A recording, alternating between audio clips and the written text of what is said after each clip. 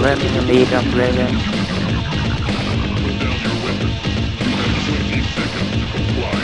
A Playguide video review. Sit back and enjoy the show.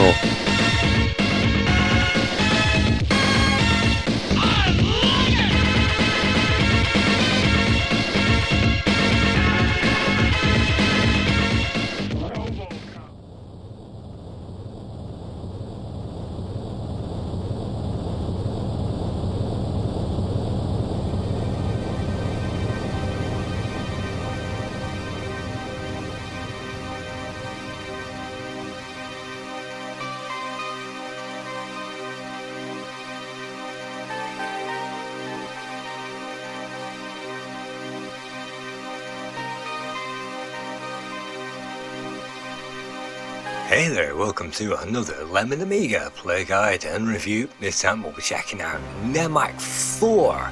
This was originally published in 1996 and it cost $24.95.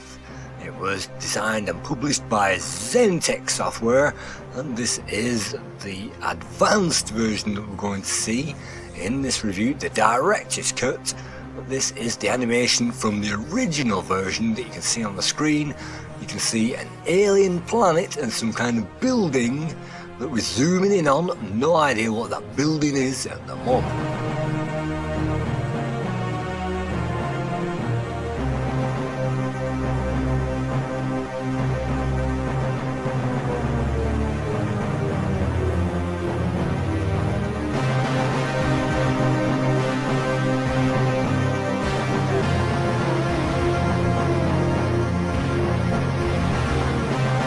This is the original version that I had back in the day, and the original version came on 8 discs and it was compatible with ECS computers and also AGA, which is how I played it back in the day. It also begins, as you can see, with a ray traced animated introduction. You can see Oliver Groth was the main programmer, Stefan Heinzen as well. None of those guys went on to any further programming or any further projects on the Amiga.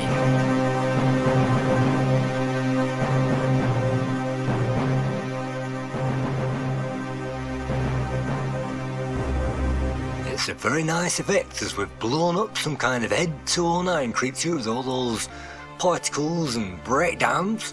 You can see the graphics were created by exactly the same guys, and the music, Stefan Schultz.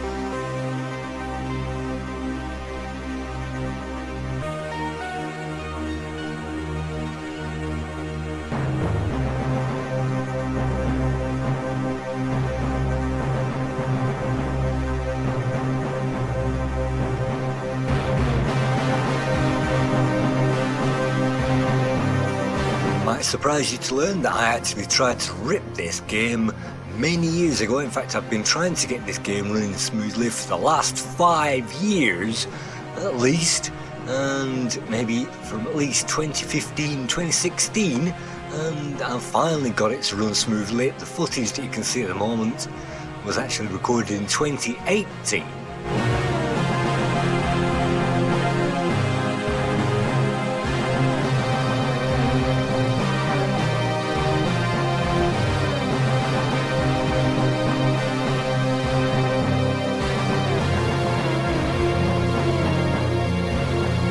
Footage was meant to be my review of this game, but unfortunately, as you can see, the experience even on an 040 is mega choppy, and even though I tried to review this game many times, I had to delete the footage because it was way too choppy.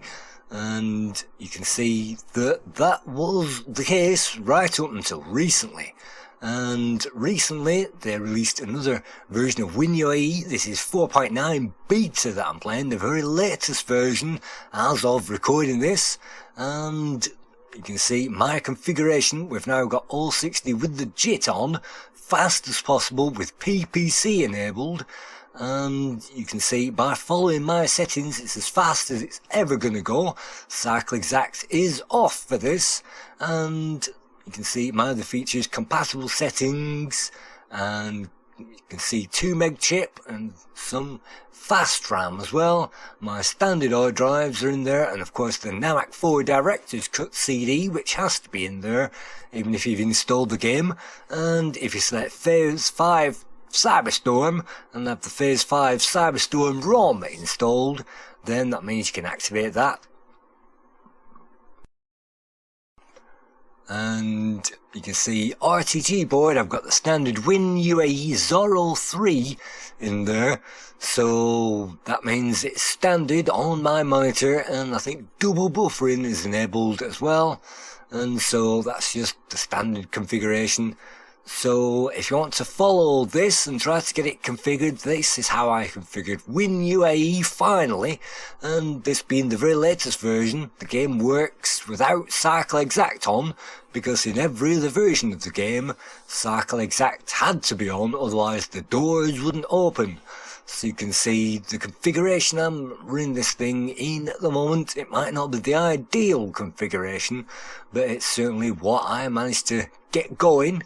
I've got my twin stick USB controller in there. It's actually a PS2 controller, which we'll come to back in a moment. And the filters, obviously I've got my usual automatic scaling mode on and fixed to 16:9. So you can see this is the reboot of the system. Nemac IV CD is in that drive. This is my configuration. Let's enable AGA first of all, and hopefully this thing will run out of the box. And now that we get this far, there's a number of options that we can pick, and you can see conversion, CPU or blitter, and also the keyboard config as well. We can change the keyboard config, but I definitely wouldn't recommend that. It's better if you click on the additional controllers, and that means that you can configure the joypad and the joystick, but you can see that we still have to use the keyboard in every single case, so there's really no point doing that. And if you change the controller, it will change the default options, and that will blank out, so you can't change them again.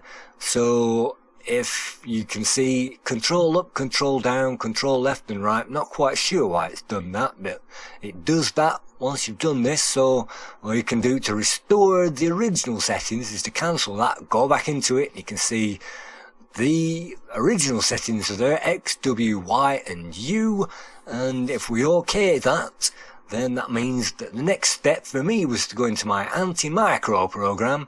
And there is a tutorial of how to set this up on my other channel, the Life Schools Review channel, but you can see every single button on anti-micro is set up to my controller, my PS2 controller, as well as all the buttons that uses shift as well is represented on the D-pad, so I can press forward on the D-pad and that will change something within the game.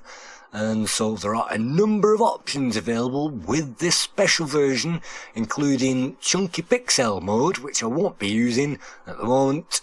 And the only reason why is because if you select the screen mode, it will give us all of the PAL resolutions, all of the WinUAE resolutions that we switched on by having that WinUAE card in there, the NTSC resolutions, and I've also installed this special graphics card setting with some drivers. The screen mode allows me to go even quicker into my separate emulated drivers, and you can see 640x400, which is of course NTSC compatible.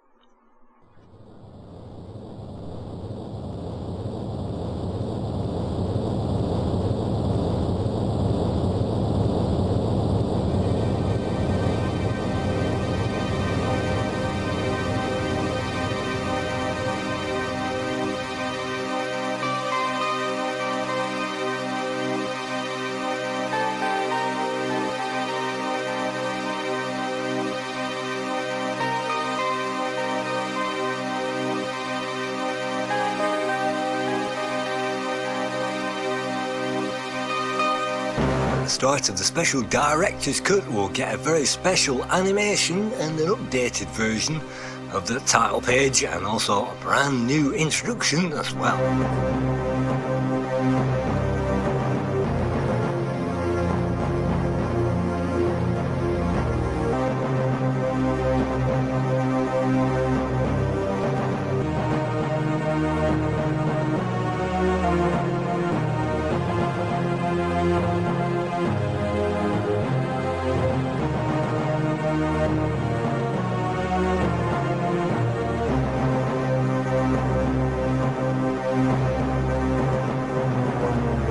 definitely see where most of the money went with this upgrade. This special director's cut came out in 1997, so a year later we get a walker, and with the walker, look at that, Star Wars ATST.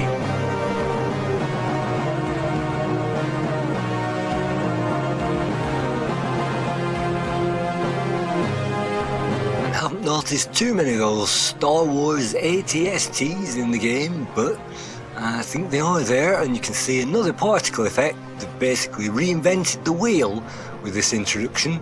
And with this introduction there are lots and lots of these stupid information screens which you can press the fire button to skip. On that title page there are a number of options that we can pick. We can see that intro again, and we can also load an old game. So let's check out the About page, and guess what? That gives us yet more 3D graphics.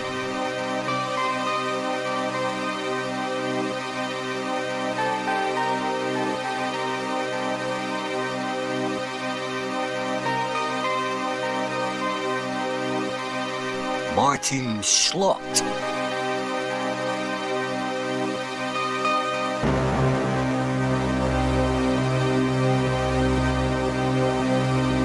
And it's very nice to see that introduction, but that's not the game itself, so without further ado, let's choose the difficulty, normal, hard or impossibly hard. So there is no easy mode, let's choose normal, and with our controller, let's see if we can work out this game.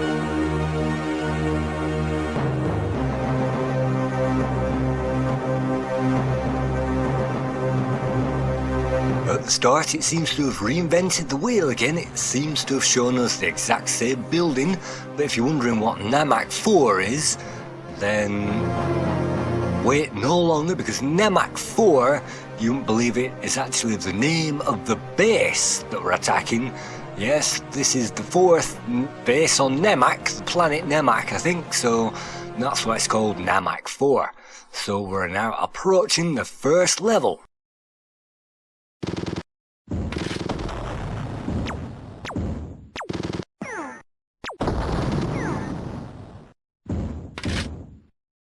At the start it gives us some ammunition, and also if we walk into that screen we'll also get a code symbol. We've just picked up an A, and that's some plasma and a bomb picked up, so we have some weapons at the start, and some enemies will drop the weapons as well.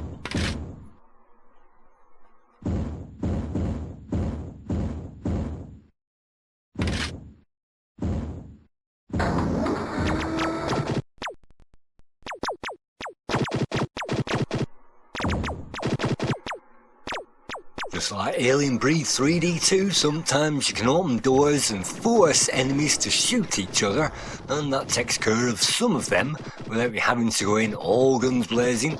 And with this game you really do have a variety of weapons to pick from. You can see I'm using the plasma against this sentry droid, which doesn't look anything like the droids in The Empire Strikes Back at all. That's another code picked up, that's code B. With code B enters the B door. Let's get some more health. You can see a Pac-Man in the middle of the screen. He's in red, and if that Pac-Man disappears, that means you have no health whatsoever.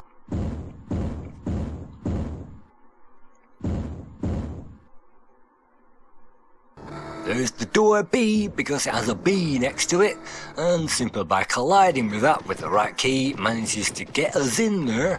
And we can also lob a bomb as well, and that's actually a remote triggered bomb that will hang around until we press our remote trigger to trigger that. And you can see B1 at the very top of the screen. That means we've got one bomb remaining.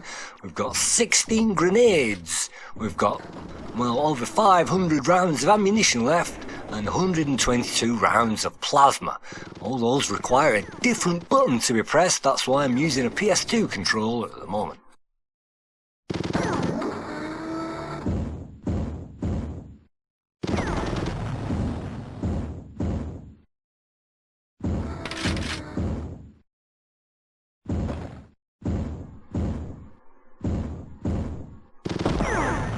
see real world physics in action as we blow up those barrels. The carcasses of the trash cans will decide to fly away, and that's a good feature.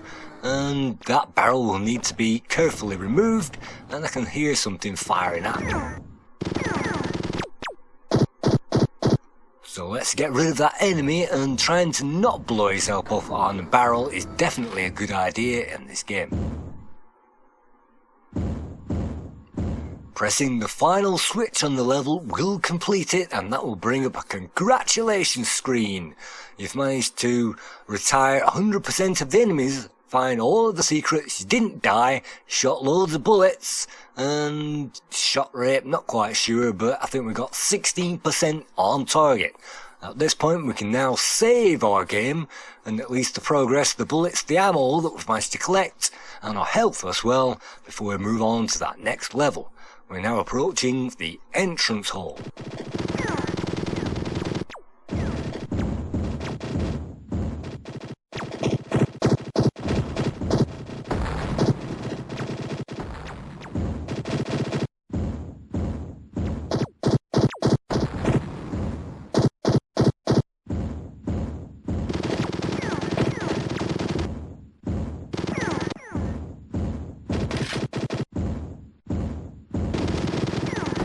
Now that the very easy first level is out of the way, and we're no longer in those diapers, we've managed to get ourselves on level 2.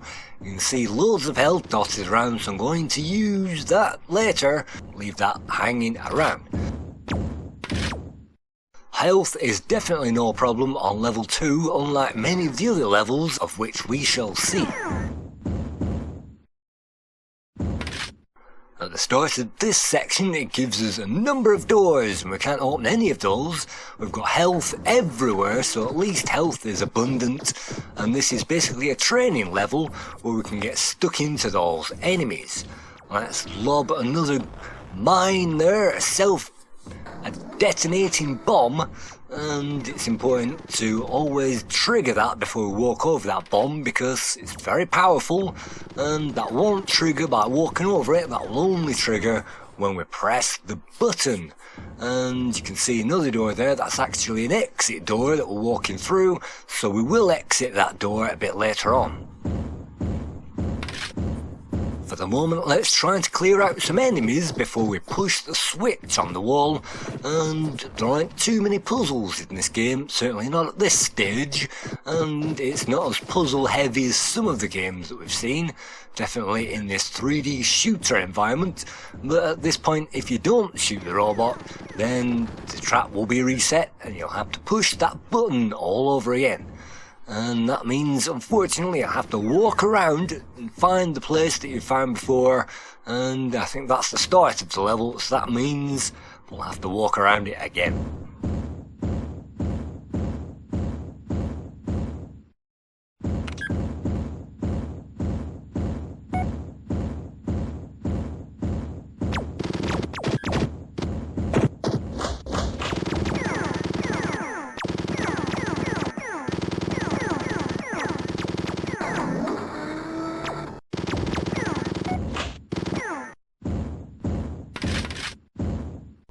At this stage the enemies aren't too difficult to knock out, and you saw all of that health knocking around that level, so health isn't a problem, but we've run out of plasma and we've run out of bombs, and I'm saving the grenades in case we find a really big alien later on.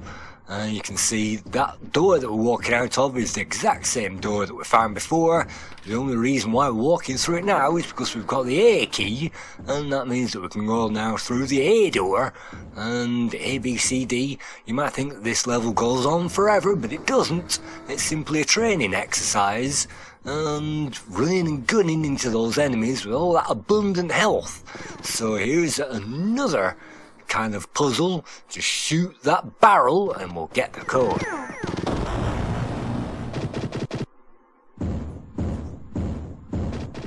It's a pity that we can't store health at this point with this very easy level, and many of the complaints about this game said that the enemies on these very first easy levels were too easy and too boring. Most of those look like trash cans, so yes, they do fall over backwards with a silly manner, and once they've fallen over backwards, then they're dead, they don't respawn again. So let's pack up some more ammo, save those grenades for when we really need those, using our head to an eye mech warrior, and with this game it's the art of rushing in.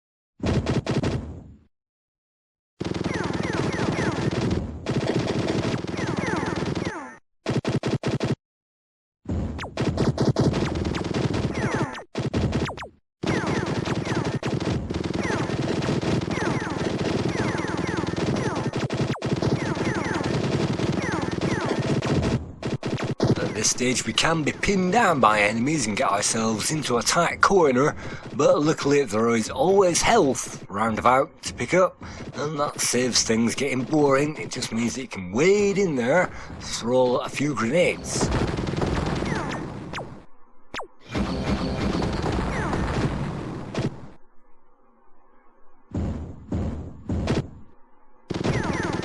Having got through that, of course, it gives us a lot more health, and also, well, not the final switch because it's already given us the C key, so that's fine.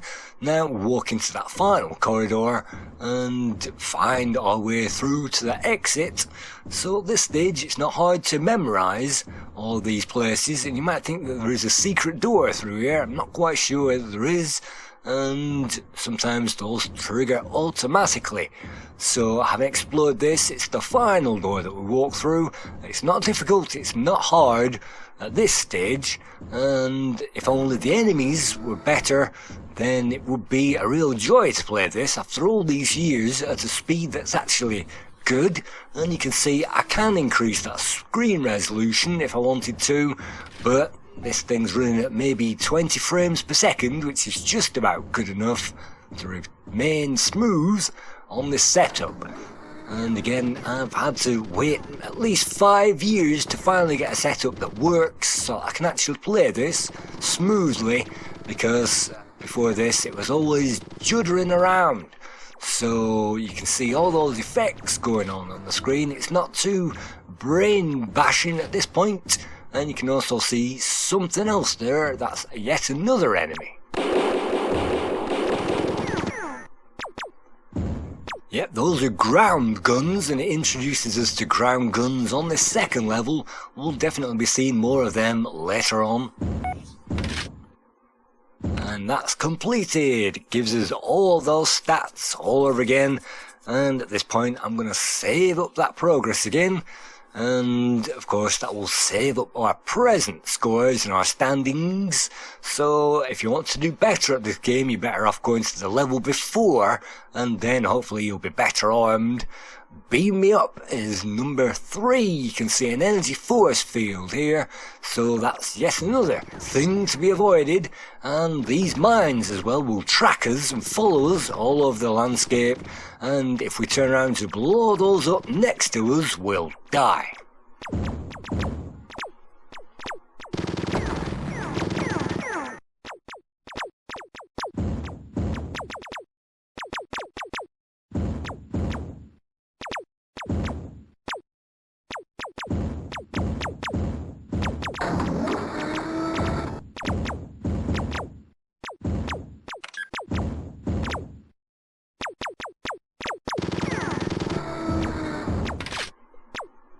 Just like that Breathless game we saw last series, this game is mostly made up of greys and browns in a kind of Bitmap Brothers effect. And you can see that all the walls and everything else are very square, and so this was a very basic game with nice textures on the ground, nice textures on the ceiling as well.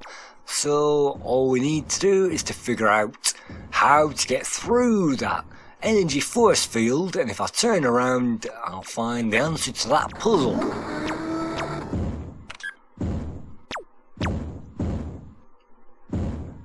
means I can shoot at some more enemies, and these things right about now aren't too difficult, and it's the art of staying alive at this point, because level 3 is very easy. This is just getting us used to the maze mechanics and also the dangers as well. Look at all those propane ready to blow up, whatever they might be. And back in the day I used to have a gas heater that used those kind of gas bottles, and that definitely was common back in the day.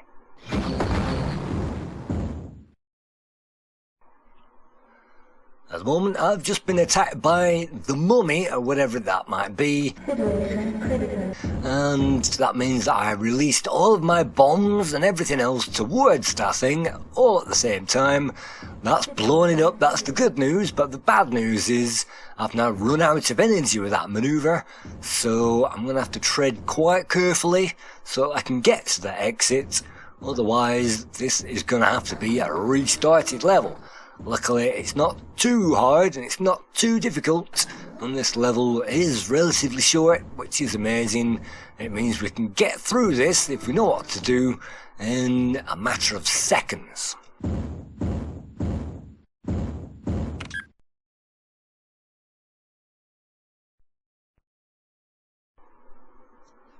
Let's move on to the next level, and I've no idea how many levels there are in the special edition.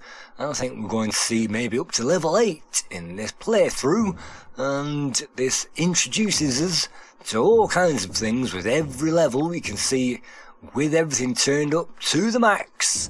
There's a gap in the wall that reveals something that clears a bit later on. We'll need to find a switch for that, and even the enemies at this stage are a doddle.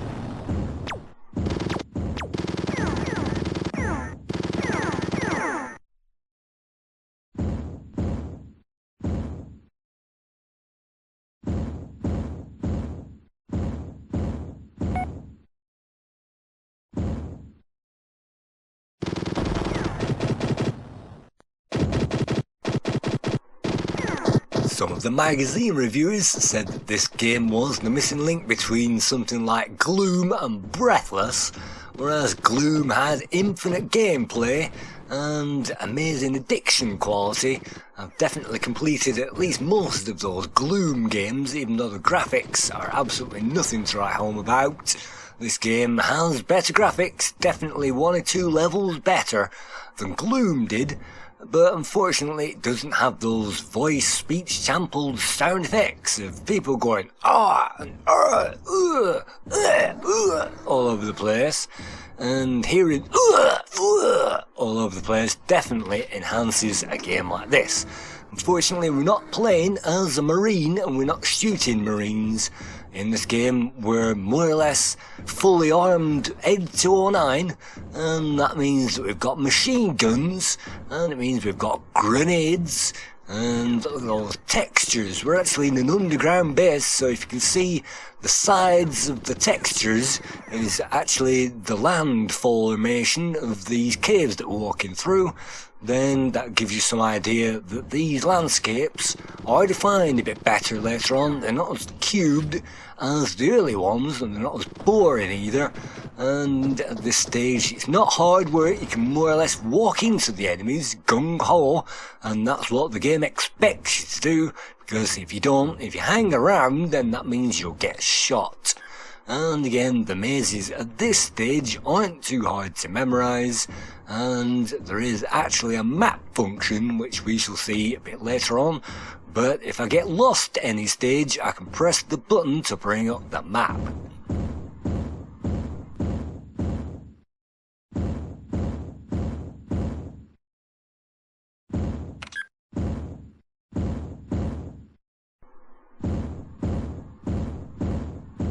I can't find where I'm going, and I don't know where I'm going, but I think this was the gap in the wall that we found later on, and if we find enemies shooting towards us, that definitely gives us a clue. And the map you can see that I've put on at the moment reveals the exit doors, and there's 2 doors here, no code for the first one, and unfortunately no code for that second door either. So that gives us a clue of where we're supposed to go. and just like, again, Alien Breed 3D 2 and many other games that we've seen that require us to run around with a map. That map is very fun and flexible, very fast, and it rotates around the screen. It doesn't really get in our way, and it's one of those overlay maps which makes the game possible. We can see that on its own, or we can overlay that on this main screen, or we can switch that off altogether.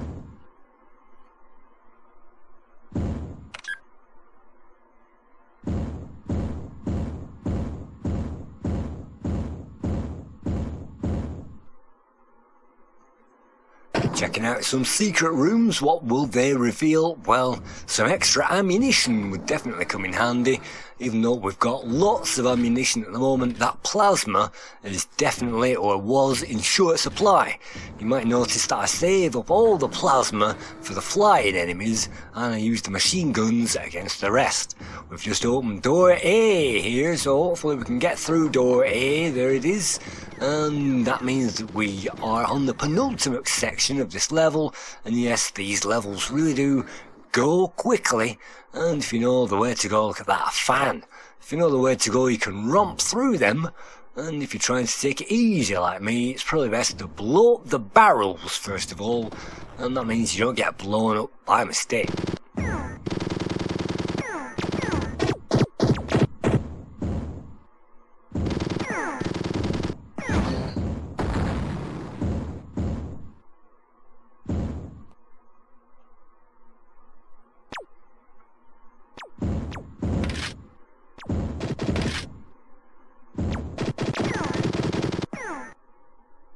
Sometimes lining things up in our shot is quite difficult because we only have a small X on the screen, but there is a button actually to bring up the crosshairs. You can see if I switch off this map, we can see the crosshairs. That's a green one, a red one, and here's another green one. I think there's 8 different crosshairs that you can pick from. I prefer this one because it means anything in the middle between those two things, those green things, it means they're going to get shot. Unless, like this thing, they're trapped in a cage. So let's ignore the cage monster. That reminds me of the Legends of Valor game, where we had to go underground and kill cage monsters. But now with those sights on the screen, it should be a bit easier to shoot things. And what the heck is this? I really don't want to shoot that in case it blows the entire building down. But as we shall find out later on, those are just visual additives, and every single level will have something visual added to it, and maybe another type of puzzle, and that kind of thing. So this level is only introducing us to the basic mechanics. Now that we've got the B key, that means that we can rush through this door and hopefully on towards the exit.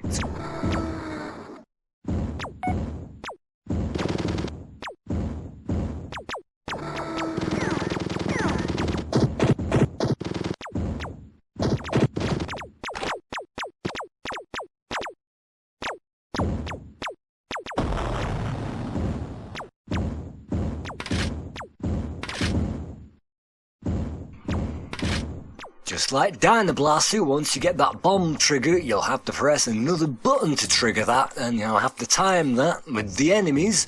On one hand, that's good, but on another hand, if there was a timer, then you would be able to time those bomb triggers. And you might see door blocked occasionally appears. That's because if there's an enemy anywhere near that door, it will be blocked. And if there's an enemy standing behind each door, then you will have to unblock it by firing either a bomb towards it or a handful of grenades.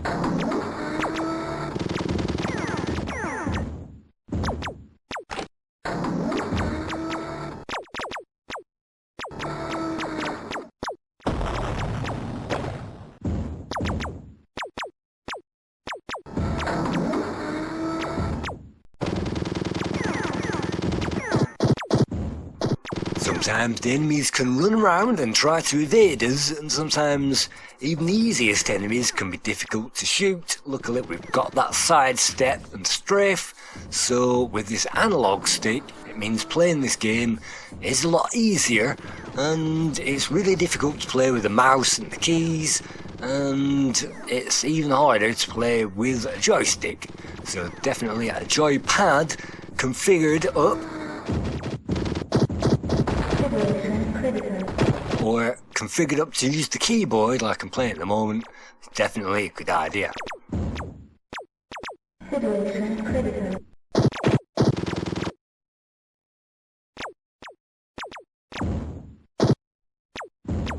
Situation critical.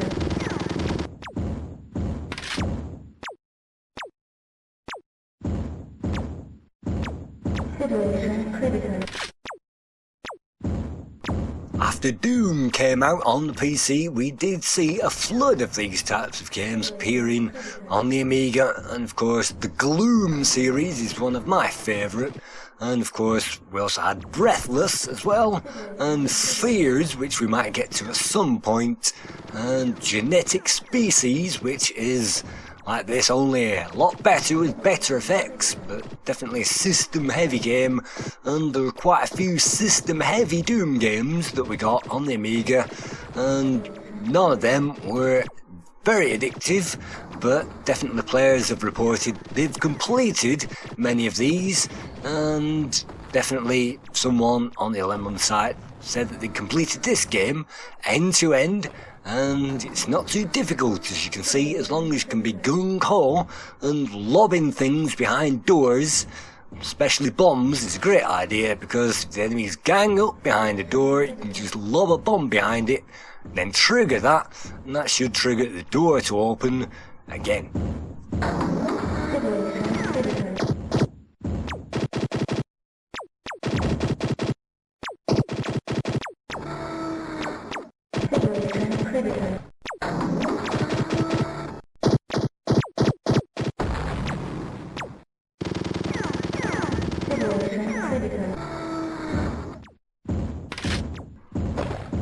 And there is that exit ladder. Nothing mysterious about that. Let's just click on it. And I'm not sure if it's retired 120 guys in total, and we only shot 36. I have no idea about those. But we appear to be going on to the next level. It's called Magazine.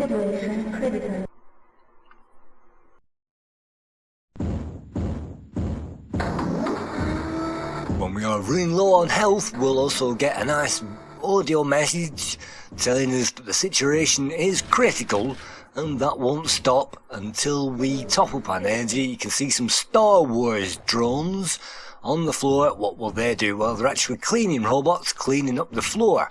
We don't need to worry about those too much, and of course, not one, not two, not three, but 4 doors on this screen, 3 of which we can't get through, so of course the final door must be the one we need.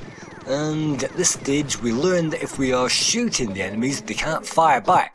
So if we are shooting the enemy rapidly and we rush towards them, it means we can mow them down pretty instantly without getting shot. So this level again is a fairly short one. All we need to do is to find those 2 keys, the A key and the B key, and then we can go through all of these doors, hopefully get some health back.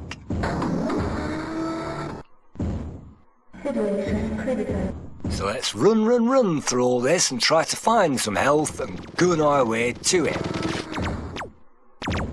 And now we can dispatch all those other guys, and let's get some more ammunition as well.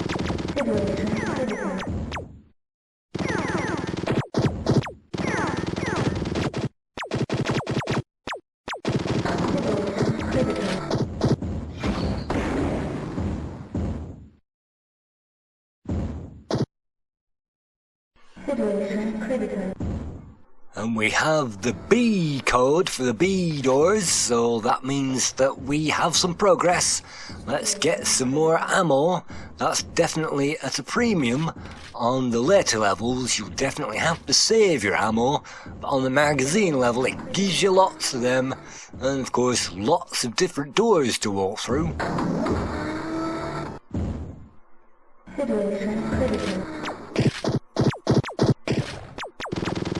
Through the first one, we find a computer that gives us the A code. So as you can tell by this game, hopefully if I move into the next one, it will give us some health.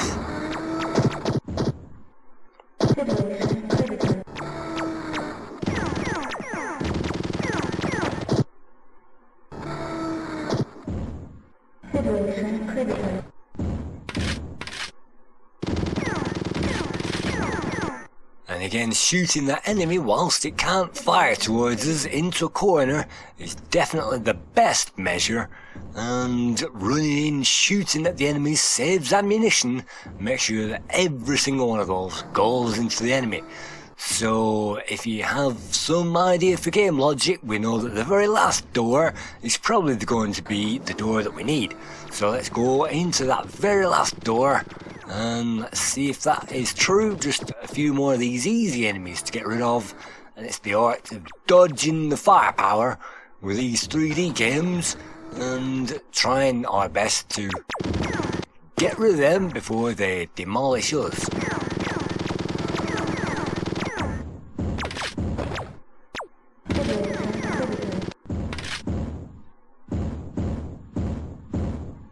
And finally, that's the C key, and hopefully that will open up the exit.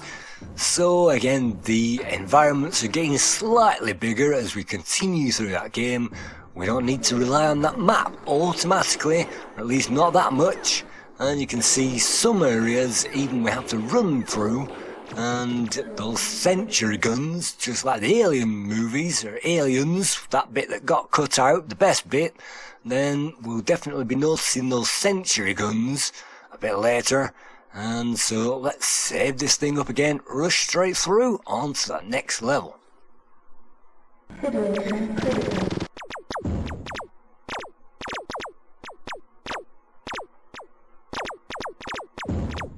Situation critical. And of course, if we don't move on the next level, we're going to be surrounded by mines, and if we try to shoot those, we'll simply blow ourselves up.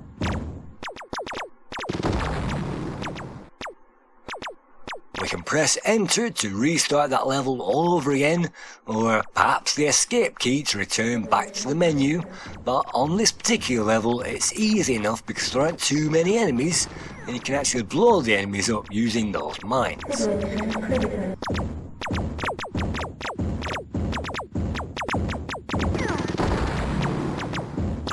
Situation critical. Situation critical.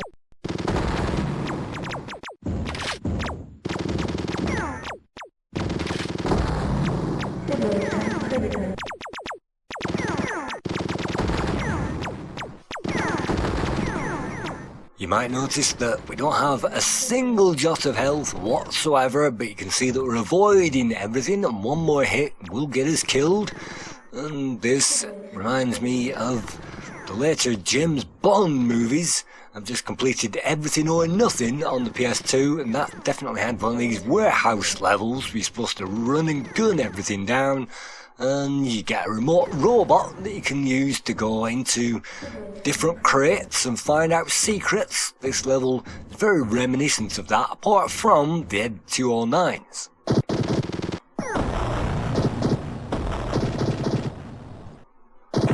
So now that we've got some idea of what we're supposed to do, I think it's a good idea to tackle those Ed 209s first of all, get those things out of the way.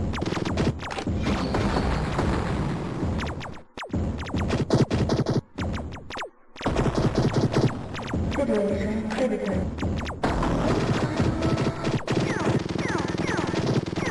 Sometimes they'll definitely get stuck in a corner, but they won't disappear completely and they won't break the game, which is great. And so this is the first time I've ever seen this level. I've never actually got off level 2 before, because every other time I've tried to play this game it was just too stuttery and too juddery. So finally I'm having fun with this, I'm playing it, I'm getting through these levels for the first time. So let's check out this other area, let's see if there's any more Ed 209s, and yes there is. If you fire everything towards those guys, they'll blow up.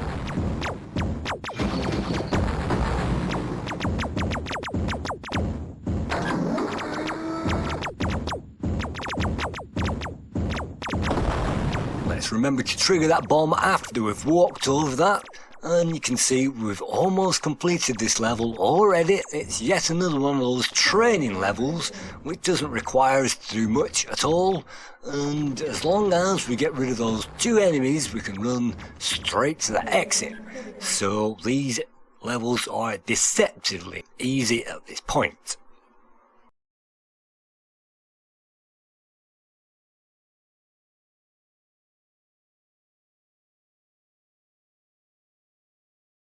Federation critical. Finally, by the time you get to this stage, you can see the walls are now a purple colour, so they are changing. There's some more blues, some more greens, and a bit more red on the levels as well, even though things are remaining a bit more blocky. We've managed to find all of the exit doors, but none of the areas that we need to go through, so let's just memorise where those are, and walk into another one of those sprawling levels. And eventually I'm going to have to put the map on, and eventually we're going to need some health. Federation critical.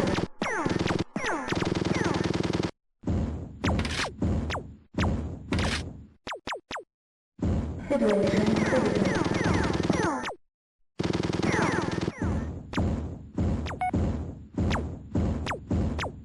Federation critical.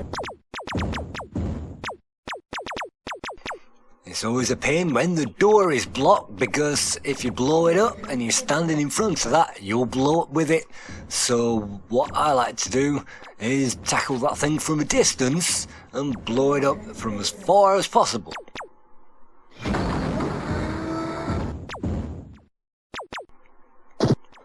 I can't tell you how many times I've been blown up on doors when I've released a grenade directly onto the door itself and blown myself up. And that's basically on these playthroughs. This is the very first time I've ever got this far, but whilst I was warming up trying to get this thing to run smoothly, I ended up playing the first and second level maybe 20 times, and I wasn't happy with any of those rips.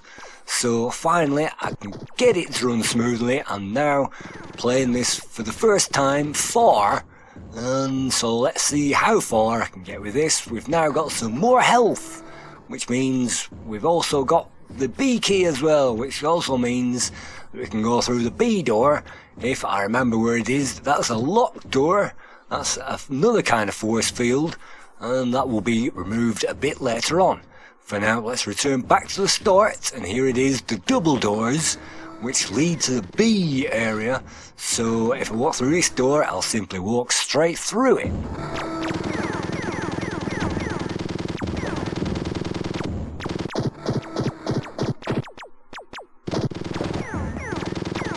Many players said that this game played absolutely fine on an all 30-50 MHz, and definitely in 2x1 resolution it does, but it looks more blocky than Gloom, so I wouldn't recommend that. If you want 1x1, then if you have the very latest version of WinUAE, then you can play that with the cycle exact off, and that means you can play at this big nice screen resolution 640x400 with everything switched on, including the map, and without everything slowing down and without everything jittering all over the place.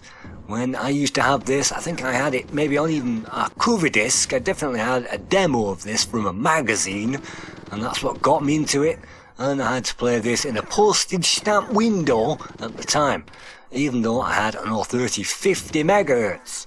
So this is the first time that I can actually see the game to play it, and it's not juddering, and I don't really want to make the screen any bigger in case that makes that even worse. But on a stock Amiga, this thing's unplayable. On a souped up Amiga, you can get some speed out of it, and the director's cut makes sure that we can get high resolution as well, and we can also use those graphics cards. So it has got one or two things better than the normal version, and it's also got the extended introduction as well, if you like those animation cutscenes. And this thing came on a CD, which means we also get cutscenes between certain levels as well. Not that they really add much to the game. So what I'm actually doing is looking for the C door, the very C door that we found at the start, and then we can walk through that and quickly get the D key, and that means that we can romp towards the end of the level.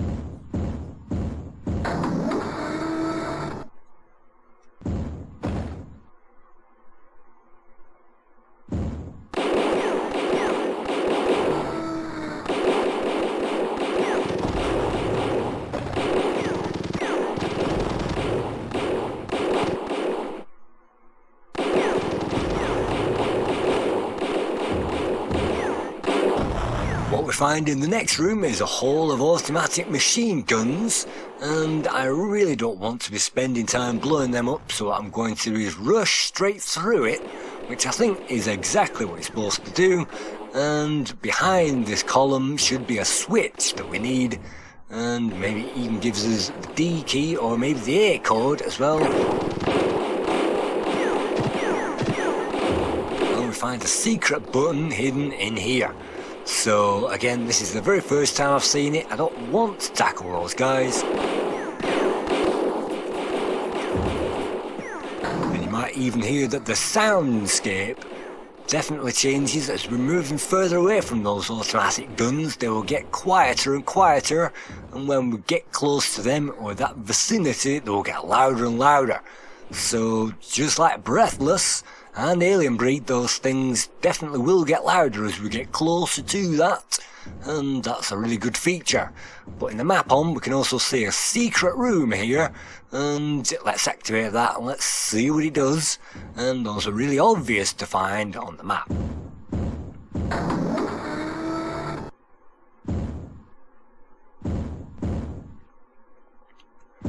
And all it gives us for all that time and trouble is simply a switch on the wall, and of course I've no idea what that does, and it's not automatically obvious either. But it's great to play this game after all this time.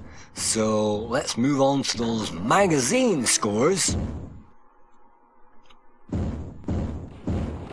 For this I'll be using the magazine scores for the director's cut, not for the normal edition, and this came out 24.95. The lowest score of course went to Lemon Amiga, who gave this 7 out of 10. They complained about these boring graphics and that early trash can enemy which is stupid and it flips over backwards. And so CU Amiga awarded this 85%, Amiga Computing gave this 86%, and Amiga Format gave the director's cut 93%, which means the average score for this game is around about 8.5 out of 10.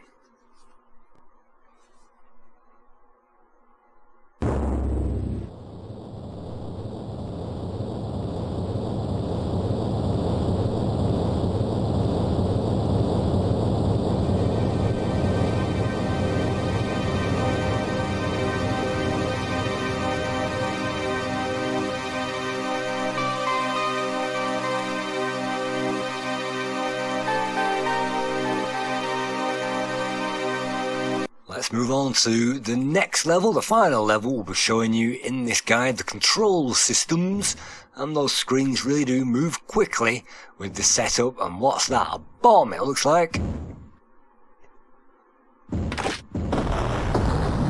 And yes, a bomb. So that's yet another enemy, yet another trap. And so we'll have to start memorizing all these different traps if we want to get through the game. I'd say Nemac IV is fun and it's playable as long as you have the best setup in the world or the best emulation setup so you can get that running, and a graphics card and all the rest of that. And if you don't, if you try and play this on a vanilla ECS machine, then even with an 040, I found this thing was really difficult to get running with any kind of smoothness. And so maybe there are patches for this game which I simply haven't got. But I definitely give this a 7 out of 10. It's not something that I want to rush back to again and again and again, or maybe ever, but once you've saved your progress, it will save your health and your ammo at the start of every single one of these missions.